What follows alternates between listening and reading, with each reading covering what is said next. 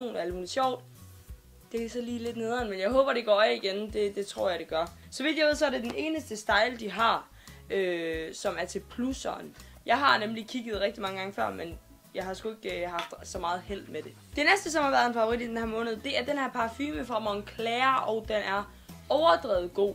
Den hedder Eau de Rabarbe Accolade. Jeg kan ikke huske, om jeg har snakket den her. Det tror jeg ikke, jeg har. Den er lækker. Den er så dejlig. Den er meget damet, meget voksen. Men jeg er sindssygt glad for den, fordi jeg kan godt lide sådan lidt voksen parfumer. Og jeg kan godt lide at dufte rigtig meget og være sådan folk, de vender sig om på gaden. Plus den er lidt sommerlig. Den er ikke sådan lige så tung som Si og Chanel og så videre. Jeg er rigtig ekstremt glad for den her.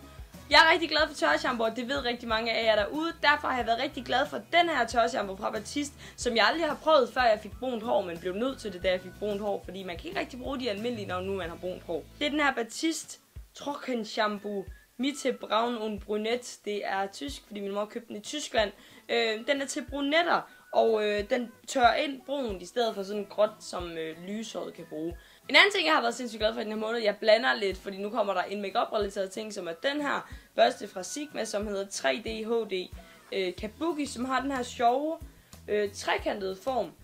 Den er rigtig, rigtig lækker og gør noget, som en almindelig foundation børste ikke kan. Altså deres flat kabuki børste, synes jeg ikke kan gøre det samme som den her. Da jeg fik den her, så tænkte jeg, okay. Eller da jeg så den første gang, tænkte jeg, what? Men den fungerer rigtig godt, og jeg er sindssygt glad for den. Den er relativt ny.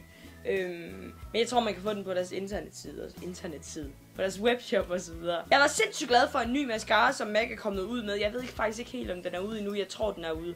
Og det er den her Pro Beyond Twisted Large. Ser sådan her ud og har de her striber her. Hvis ikke den er kommet ud endnu, så skal I fucking glæde jer. Den er så fantastisk. Det den kan, det der er specielt ved den, det er, at man kan twiste den. Så den kan blive sådan her skæv, og så kan du bare tage den perfekte mascara på, og jeg mener det er kongegodt, fordi du kan komme rigtig godt ned, du kan komme rigtig godt ind i siden, og min telefon bipper, som den altid gør, når jeg filmer. Men jeg er sindssygt glad for den her. Så jeg har været rigtig glad for en ting på Bath & Body